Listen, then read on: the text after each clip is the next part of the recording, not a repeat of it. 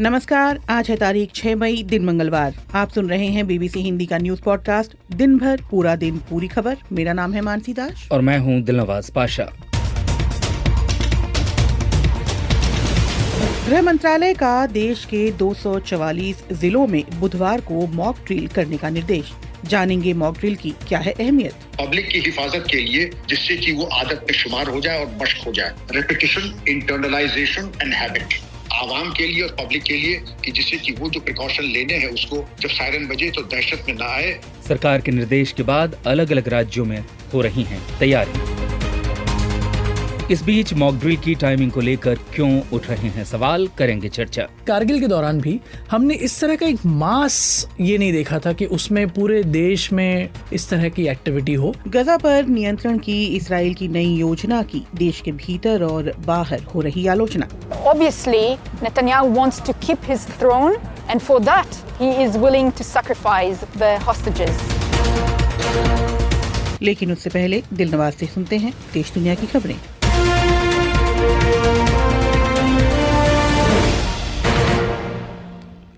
भारत और ब्रिटेन मंगलवार को मुक्त व्यापार समझौते यानी FTA पर सहमत हो गए हैं। इसके बाद दोनों देशों ने एक व्यापक व्यापार समझौते की घोषणा की है, जो अधिकांश वस्तुओं और सेवाओं पर से टैरिफ हटाने का प्रावधान करता है। यह कदम भारत और अमेरिका सहित अन्य देशों के बीच इसी तरह के समझौतों के लिए आगे का रास्ता खोल सकता है। प्रधानमंत्री नरेंद्र मोदी ने सोशल मीडिया X पर पोस्ट कर इस समझौते को ऐतिहासिक उपलब्धि बताया है। प्रधानमंत्री मोदी ने कहा कि इससे दोनों देशों के बीच रणनीतिक साझेदारी और मजबूत होगी। यमन में हूती समर्थित मीडिया की रिपोर्टों के मुताबिक इजराइल ने यमन की राजधानी सना और यहां के अंतर्राष्ट्रीय हवाई अड्डे पर हमले किए हैं। इन हमलों में कितना नुकसान हुआ है और इस बारे में अधिक जानकारी नहीं मिली है। इससे पहले इजरायली सेना के प्रवक्ता ने यमन के लोगों को सना हवाई अड्डे को खाली करने की चेतावनी दी थी। पाकिस्तान ने भारत पर चिनाब नदी की धारा बदलने का आरोप लगाया है। बीते महीने पहलगाम में हुए हमले के बाद भारत ने पाकिस्तान के साथ सिंधु जल समझौता स्थगित कर दिया था। चिनाब नदी भारत से निकलती है, लेकिन सिंधु जल समझौते के तहत इसके पानी पर पाकिस्तान को अधिकार दिया गया था। पाकिस्तान के पंजाब प्रांत के एक सिंचाई अधिकारी के मुताबिक सोमवार को चिनाब का पानी आमतौर पर के स्तर से 90% कम था। पाकिस्तान के आरोपों पर भारत ने कोई जवाब नहीं दिया है। यूक्रेन की तरफ से लगातार दूसरी रात ड्रोन हमलों के बाद बीती रात रूसी प्रशासन ने मॉस्को के चारों बड़े हवाई अड्डों को कई घंटों के लिए बंद कर दिया। मॉस्को के मेयर ने दावा किया है कि कम से कम 19 ड्रोन गिराए गए हैं। वहीं रूसी सेना का कहना है कि समूचे देश में 100 से अधिक यूक्रेनी ड्रोन गिराए गए। मॉस्को में इसी सप्ताह नाजी जर्मनी की हार की याद में समारोह होने वाला है। इसके लिए कई विश्व नेता मॉस्को पहुंचने वाले हैं। जर्मनी के आधुनिक इतिहास में ऐसा पहली बार हुआ है जब चांसलर पद के लिए प्रस्तावित उम्मीदवार संसद से अनुमोदन नहीं हासिल कर पाए। कंजर्वेटिव नेता फ्रेडरिक मर्ज बहुमत से 6 मत पीछे रह गए। क्रिश्चियन डेमोक्रेटिक पार्टी के संसदीय दल के नेता जेन्स स्पान ने नतीजों के कुछ ही देर बाद बताया कि दोबारा मतदान किया जाएगा। Wir folgen einem geordneten demokratischen Verfahren. Das Grundgesetz Jens Spahn कह रहे हैं, हम एक सुव्यवस्थित लोकतांत्रिक प्रक्रिया का पालन कर रहे हैं। इस स्थिति का समाधान संविधान में है। यूनियन, SPD, ग्रीन्स और लेफ्ट पार्टी के संसदीय समूहों की सहमति से दूसरा मतदान होगा।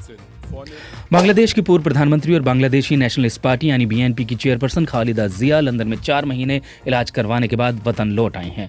79 साल की खालिदा जिया मंगलवार की सुबह हजरत शाहजलाल अंतर्राष्ट्रीय एयरपोर्ट पहुंची। खालिदा जिया के साथ उनकी बहू जुबैदा रहमान भी बांग्लादेश लौटी हैं। उनकी बहू करीब 17 साल बाद बांग्लादेश आई हैं। BNP के नेता और कार्यकर्ता उनके स्वागत करने के लिए एयरपोर्ट के पास बैनर, पोस्टर और झंडों के साथ खड़े थे। खालिदा जिया 8 जनवरी को इलाज के लिए लंदन गई थी। सूडान की राष्ट्रीय बिजली सेवा कंपनी का कहना है कि अर्धसैनिक बलों के ड्रोन हमले ने पोर्ट सूडान में एक पावर सब स्टेशन को निशाना बनाया, जिससे पूरे शहर में बिजली आपूर्ति बाधित हुई है। इस बीच रेड सी पोर्ट स्थित मुख्य अंतर्राष्ट्रीय हवाई अड्डे से आने जाने वाली सभी उड़ानें मंगलवार तक के लिए निलंबित कर दी गई हैं और चीन और मिस्र ने अब तक का अपना पहला साझा वायुसेना अभ्यास गिजा में पिरामिड के ऊपर से फ्लाई पास्ट के साथ खत्म किया। मिस्र की वायुसेना के एक प्रवक्ता के मुताबिक इस सैन्य अभ्यास में चीन और मिस्र के लड़ाकू विमानों समेत अन्य विमानों ने हवाई हमलों और अन्य अभियानों का अभ्यास किया। इससे चीन के मध्य पूर्व के देशों में अपनी पहुंच बढ़ाने की कोशिश के तौर पर देखा जा रहा है। मध्य पूर्व के इस इलाके में अब तक अमेरिका का प्रभाव रहा है।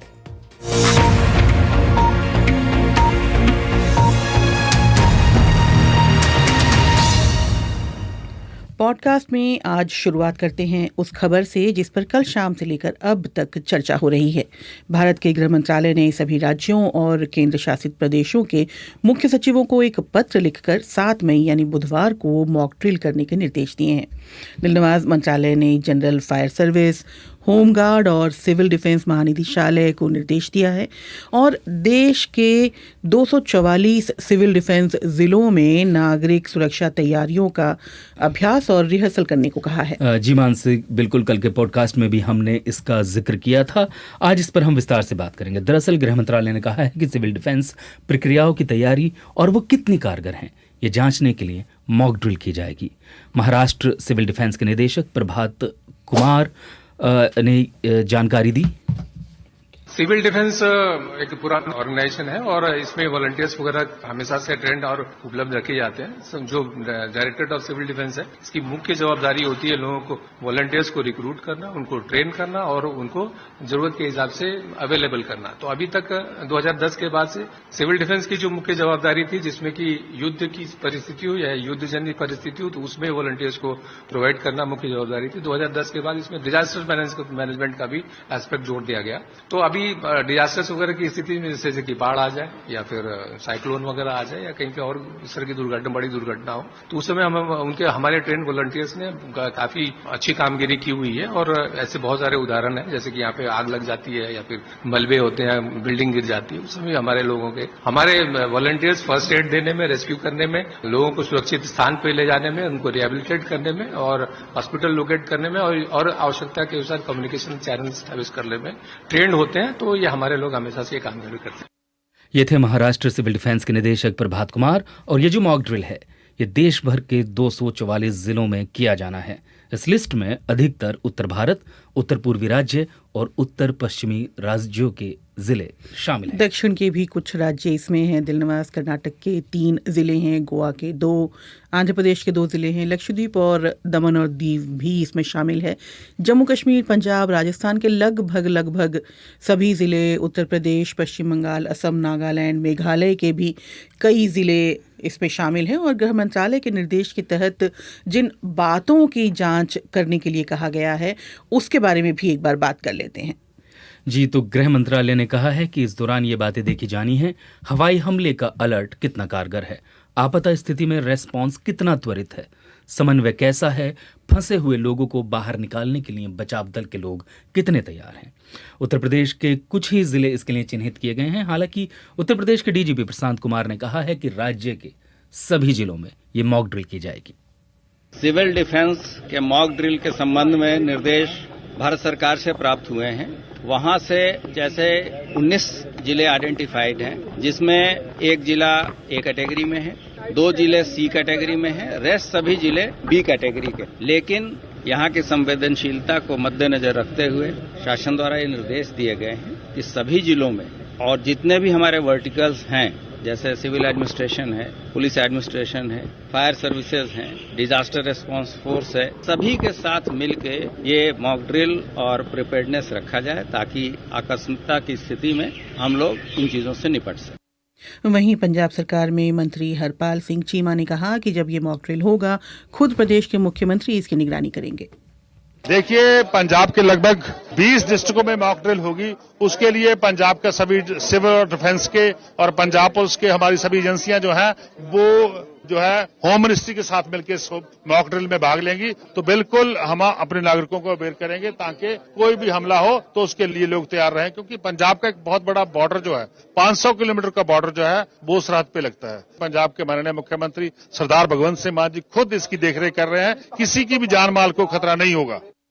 वहीं बिहार से भी इसको लेकर प्रतिक्रिया आ रही है, लेकिन दिलनवाज देखा यह जा रहा है कि इसे लेकर चर्चा है, संवेदनशीलता को लेकर चर्चा है। बिहार के डीजीपी विनय कुमार ने क्या बताया, ये सुनते हैं।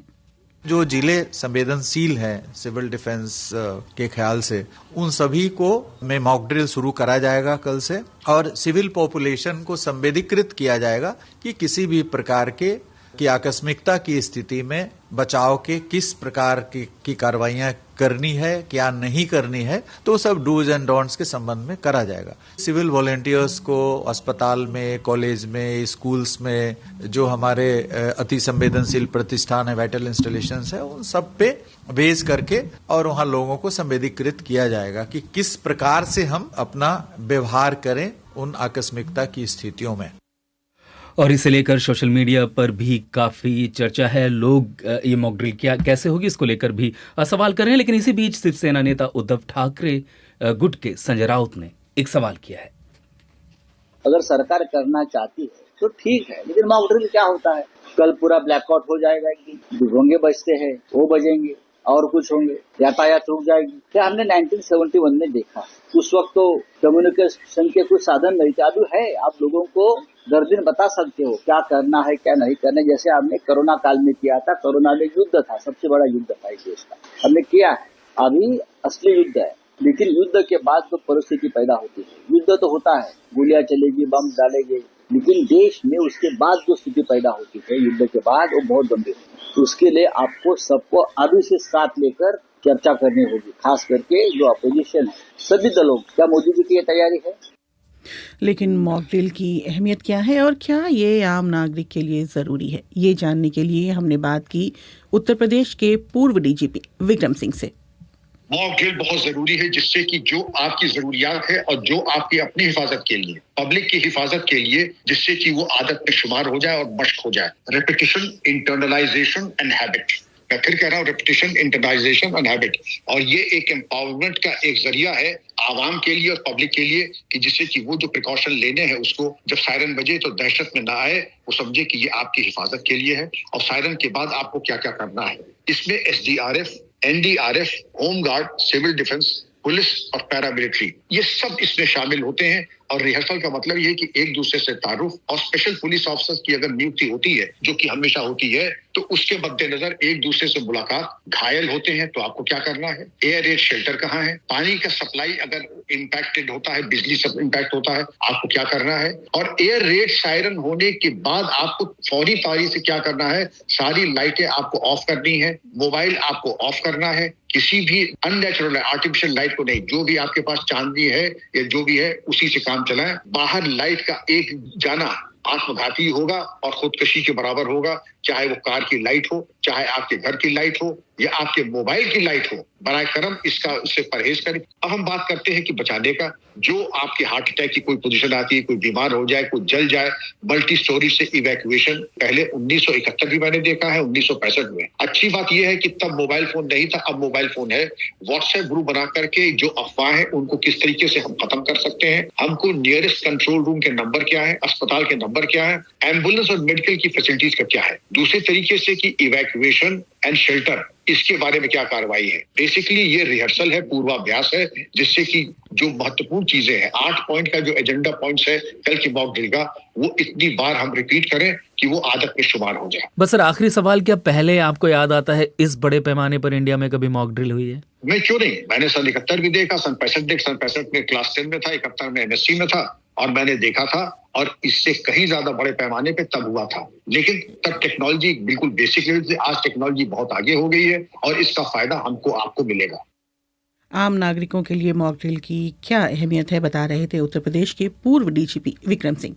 और इस बीच दिलनवाज मॉक ड्रिल की टाइमिंग को लेकर सवाल उठ रहे हैं, क्योंकि ये ऐसे वक्त हो रहा है जब भारत और पाकिस्तान के बीच तनाव बढ़ रहा है और दोनों के बीच जो बयानों का सिलसिला है वो भी चल रहा है। जी बिल्कुल। और दूसरी तरफ ये जो मॉक ड्रिल है, इसके निर्देश की खबर के बाद से कई लोगों में इसे लेकर डर भी है। BBC संवाददाता जुगल पुरोहित जो रक्षा मामलों पर नजर रखते हैं, सबसे पहले तो उनसे समझते हैं कि लोगों का डर या आशंका कितनी जायज है और इस मॉक ड्रिल की टाइमिंग को लेकर जो सवाल है उसकी वजह क्या है। जहाँ तक टाइमिंग की बात है, सरकार के ऑर्डर को मैं पढ़ रहा था, तो सरकार तो जाहिर है ये नहीं कह रही है कि ये इस करंट सिचुएशन को लेकर है। सरकार के ऑर्डर में वो 2022 के कोई स्टेटमेंट्स का ब्यौरा देते हैं कि तब भी कहा था, तो इसलिए हम अभी करना चाहते हैं। और जाहिर है कि सरकार अपने पॉइंट ऑफ व्यू से उसको इस तरह से फ्रेम कर रही है। लेकिन लोगों की जहाँ आपने बात की, तो लोगों के मन में सवाल हैं, लोगों के मन में क्रिटिसिज्म है इसको लेकर। कई लोग इसको वेलकम भी कर रहे हैं, कह रहे हैं कि हाँ क्यों नहीं, ऐसा होना चाहिए ताकि लोग तैयार रहें। और हमने देखा है कि अलग अलग राज्यों में, जैसे यूपी की बात करूँ तो यूपी में लगभग 19 ज़िलों को कैटेगराइज किया गया था मॉक ड्रिल के लिए, लेकिन सरकार ने कहा है कि नहीं 19 क्यों, हम सभी ज़िलों को इसमें हम प्रैक्टिस करवाएंगे। तो अलग अलग तरीक़ों से लोग इसको रिसीव कर रहे हैं, लेकिन ये ज़रूर है कि जो सवाल हैं लोगों के मन में, वो सवाल कुछ इस तरह के हैं कि ये अब क्यों किया जा रहा है। कई लोग पूछ रहे हैं कि अगर वाकई में अभी की स्थिति को लेकर इसे किया जा रहा है तो क्यों बाकी और कई मेजर्स नहीं हो रहे हैं। जैसे कुछ लोगों का सोशल मीडिया पर मैंने देखा, वो कह रहे हैं कि क्या आर्मी, नेवी, एयरफोर्स के अफसरों और सोल्जर्स की छुट्टियां कैंसिल होने वाली हैं, क्या ट्रेन्स को डाइवर्ट किया जाएगा बॉर्डर में ताकि वो सिविल ट्रेन्स ना चले और आर्म फोर्सेस के लिए ट्रेन चले, क्या ये सारी भी चीज़ें होने वाली हैं। तो लोगों के मन में कई इस तरह के सवाल हैं। जहाँ तक इस मॉक ड्रिल की एफिकेसी की बात करें, क्योंकि इसमें अलग अलग बात है, एयर रेड सायरन की बात है और भी अलग अलग तैयारियों को लेकर इसमें टेस्टिंग होगी, तो ये कितनी इफ़ेक्टिव रही, इससे क्या लेसन सीखे गए, किस स्तर पर ये मॉक ड्रिल होगी, ये सारे सवाल तो हमें जवाब उसके कल ही मिलेंगे। लेकिन सरकार ने कहा है कि वो down to the village level, मतलब गांव के लेवल स्तर तक इसको ले जाना चाहते हैं। वो किस तरह से सक्सेस उनको मिलता है, नहीं वो तो कल देखेंगे हम लोग। जुगल, आप लंबे समय से देश की आंतरिक सुरक्षा, रक्षा मामलों पर नजर रखते हैं, रिपोर्टिंग करते हैं। क्या आपने पहले कभी इस बड़े पैमाने पर सिविल डिफेंस या जो फायर सर्विसेज हैं या होम गार्ड्स हैं, उस लेवल पर मॉक ड्रिल होती हुई देखी है इंडिया में? देखिए, मैं आपको ले जाऊंगा पुलवामा अटैक के बाद की बात है, जब एक लिमिटेड ही मेजर में सही, लेकिन हमने देखा था कि कुछ गांवों को खाली करा दिया गया था, कुछ लोगों को मूव कर दिया गया था। और ये अक्सर होता है, जैसे कि लाइन ऑफ कंट्रोल, नियंत्रण रेखा की बात करते हैं, तो वहाँ पर जब दोनों देशों के बीच बमबारी होती है तो लोगों को मूव आउट करते हैं, उनको बंकर बना के देते हैं। लेकिन ये ऐसा मैंने नहीं देखा कि अभी ना तो कोई एक्टिव डिक्लेरेशन ऑफ कॉन्फ्लिक्ट, मतलब कोई फिलहाल इस तरह का तनाव है, लेकिन कोई छिड़ी हुई जंग या कोई छिड़ा हुआ ऑपरेशन नहीं है। मेरे ख्याल से कारगिल जब हुआ था तब तो, हालांकि मैं इतना भी बूढ़ा नहीं हूँ कि मैं तब रिपोर्टिंग करता था, लेकिन कारगिल के दौरान भी हमने इस तरह का एक मास ये नहीं देखा था कि उसमें पूरे देश में इस तरह की एक्टिविटी हो। ये ज़रूर है कि जो हमारे माँ बाप हैं, जो पुराने लोग हैं, वो कहते हैं कि उन्होंने 71 की लड़ाई में देखा था कि ब्लैकआउट क्या होता है, ताजमहल को किस तरह से छुपा दिया गया था, ऐसी सारी कहानियाँ हैं। लेकिन हाल ही में अगर देखें तो लोकलाइज्ड एक्शन के अलावा नेशन वाइड जो इस तरह की जो मॉक ड्रिल है, वो मैंने तो हाल फिलहाल में होते नहीं देखी। अच्छा, ये तो सरकारी स्तर पर मॉक ड्रिल का सवाल है। क्या आपने सरकार की तरफ से कोई ऐसा दिशा निर्देश या एजेंसीज की तरफ से कोई ऐसा निर्देश देखा है जिसमें आम लोगों से या निजी संस्थानों से कुछ कहा गया हो? देखिए, आम लोगों के लिए गाइडलाइंस सीधी नहीं है, लेकिन अपील ज़रूर की जा रही है। क्योंकि अगर आप देखें तो स्कूलों में कौन होते हैं, राइट, कॉलेजेस में कौन होते हैं, एनसीसी में कौन होते हैं, एनएसएस में कौन होते हैं, तो ये सारे सोसाइटी के ही लोग हैं। जो ज़रूरी नहीं कि सबके सब सरकारी नौकरियों वाले लोग ही हों, कॉमन सिटीजन्स भी होते हैं। तो मुझे लगता है कि ये ऑफकोर्स एक उस पैमाने पे किया जा रहा है जहाँ पे समाज का हर वर्ग इससे जुड़े कहीं ना कहीं। लेकिन सवाल जैसे हमने बात की है लोगों के मन में, कई लोग इस पर मजाक भी उड़ा रहे हैं, राजनीति भी हो रही है, कई लोगों ने सवाल किए हैं कि ये क्या चल रहा है अभी आज के ज़माने में, क्या ऐसे होता है। तो ये सारी बातें हैं, लेकिन जैसा मैंने कहा कि इसकी इफ़ेक्टिवनेस जो है वो हम शायद कल शाम को डिस्कस कर सकते हैं, असल में हुआ क्या। तो मॉक ड्रिल और उसकी टाइमिंग को लेकर हम बात कर रहे थे बीबीसी संवाददाता जुगल पुरोहित से। दिन की बड़ी खबर, चाहे भारत में हो या दुनिया में कहीं और, जो हुआ केवल वही नहीं, ऐसा क्यों हुआ, जानिए वो भी। खबर के आगे क्या है, खबर की परतों के बीच क्या छिपा है, पहले समझे फिर समझाएं। बीबीसी हिंदी का न्यूज पॉडकास्ट, दिन भर, पूरा दिन, पूरी खबर। हमारी खबरों को पढ़ें bbchindi.com पर। आप हमें व्हाट्सएप, इंस्टा और यूट्यूब पर भी फॉलो कर सकते हैं। अब से थोड़ी देर पहले एक बड़ी खबर आई। भारत और ब्रिटेन के बीच मुक्त व्यापार समझौते पर सहमति बन गई है और इसके बाद दोनों देशों ने एक व्यापक व्यापार समझौते की घोषणा की है जो अधिकांश वस्तुओं और सेवाओं पर से टैरिफ हटाने का प्रावधान करता है। माना यह जा रहा है कि ये कदम भारत और अमेरिका सहित अन्य देशों के बीच इसी तरह के समझौतों के लिए आगे का रास्ता खोल सकता है। पॉडकास्ट में हमारे साथ जुड़ गए हैं लंदन में मौजूद वरिष्ठ पत्रकार जुबैर अहमद। जुबैर साहब, ये बताएं कि कितना महत्वपूर्ण है ये समझौता और ये जो डील हुई है कितनी बड़ी है? ये बहुत बड़ी डील है। यहाँ पर इसको बहुत महत्व दिया जा रहा है। इस बात का अंदाजा इससे लगता है कि जैसे प्रधानमंत्री मोदी ने सोशल मीडिया पे इसको पोस्ट किया इस खबर को, वैसे ही ब्रिटेन की कई मीडिया ऑर्गेनाइजेशंस ने ब्रेकिंग न्यूज के तौर पे नोटिफिकेशन भेजना शुरू कर दिए। मेरे पास भी कम से कम 10 नोटिफिकेशंस आए होंगे डिफरेंट मीडिया से। और इसको इस तरह से देखा जा रहा है कि जो यहाँ के प्रधानमंत्री हैं ब्रिटेन के कीर स्टारमर, उनके लिए एक बड़ी उपलब्धि के तौर से देखा जा रहा है। हालांकि इसमें इनसे ज्यादा 2022 में जो बोरिस जॉनसन प्रधानमंत्री थे, उन्होंने अनाउंस किया था कि दिवाली तक ये समझौते पे दस्तखत कर दिए जाएंगे। तो ग्राउंड वर्क उन्होंने तैयार किया, लेकिन जाहिर है जो अभी का प्रधानमंत्री है उसको सहराइज कह दिया जा रहा है। जी, तो ब्रिटेन को इससे किस तरह का फायदा हो सकता है और भारत के पाले क्या आएगा?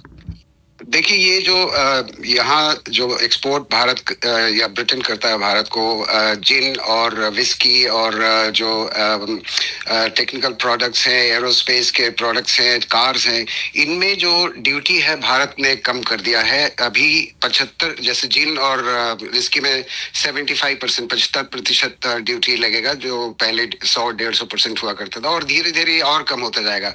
तो यहाँ पे जो एक्सपोर्टर्स हैं उनके यहाँ जॉब, हजारों की संख्या में जॉब क्रिएशन हो गई यहाँ पर, और $500 million का अभी इनको फायदा होगा।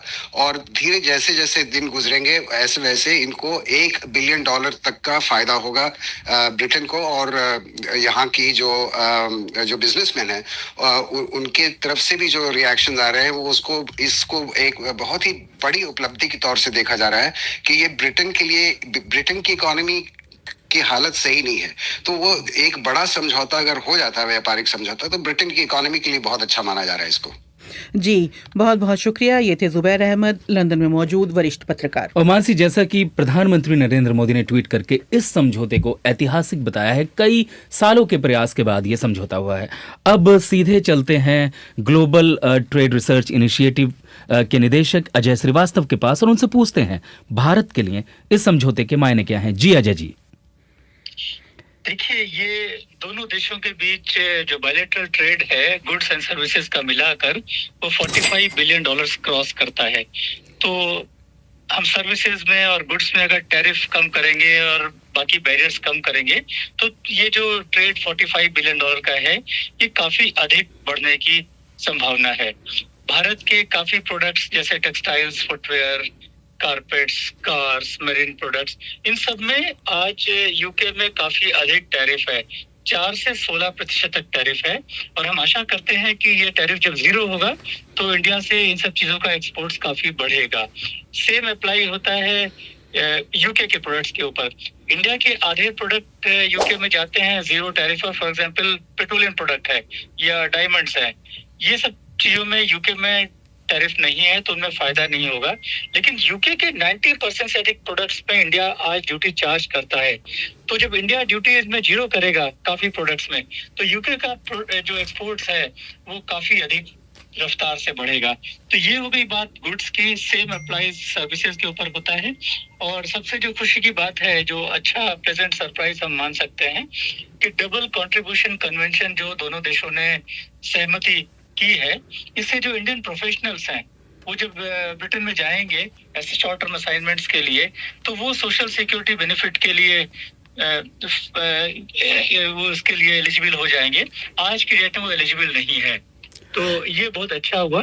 एक ही बात है, जो एलिफेंट इन द रूम मेरे हिसाब से पहले से मैं सोच रहा था वो था ये कार्बन बॉर्डर एडजस्टमेंट मैकेनिज्म जो है, ये यूके शायद जनवरी अगले साल से लागू करने वाला है। अब अगर देखना ये है कि दोनों देशों ने एफटीए में इसको कैसे हैंडल किया है। अगर इसको ठीक से हैंडल कर लिया है तब तो बैलेंस हो जाएगा हमारा एफटीए।